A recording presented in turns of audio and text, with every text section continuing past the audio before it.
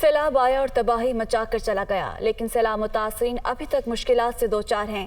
Millia meat ہوئے ایک گھر میں موجود نمائندہ دنیا نیوز قمر سراج قریشی سے مزید صورتحال جانتے ہیں۔ جی قمر، آگاہ کیجیے گا۔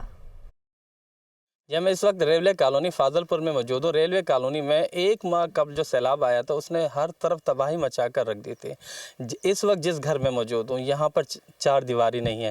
میرا کیمرہ مین اگر آپ کو دکھا سکے تو یہاں آپ دیکھیں کہ چادریں اور کمبلوں کے ساتھ انہوں نے اپنی چار دیواری بنائی ہوئی ہے اور اپنے یہاں پر یہ ایک چار دیواری بنا کر اس گھر کے اندر رہ رہے ہیں۔ مزید ہم ان سے پوچھیں گے کہ ان کو کن کن مشکلات کا سامنا۔ سب سے پہلے بھائی ہمارے گھر نہیں ہے، کیونکہ ہمارے گھر گر گئے ہیں، اوپر سردی آنے والے چھوٹے چھوٹے بچے ہیں۔ ہمارے پاس جو ہے نہ کوئی بستر ہے، نہ کوئی چارپائی ہے، اور ہم بہت پریشان ہیں۔ سب سے زیادہ ہمارے جو پانی پینے والا ہے وہ بھی نہیں ہے، ہماری گندوں بہہ گئی، سارا سامان ختم ہو گیا۔ ہمیں جو اتنا چھوٹا سا راشن ملے اس چھوٹے سے راشن سے ہمارا گزارا نہیں کر سکتے۔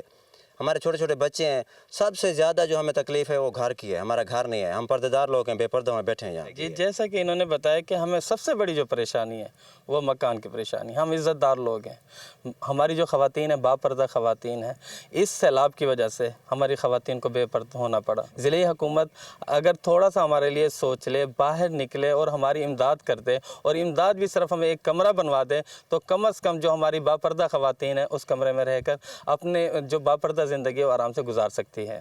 جی۔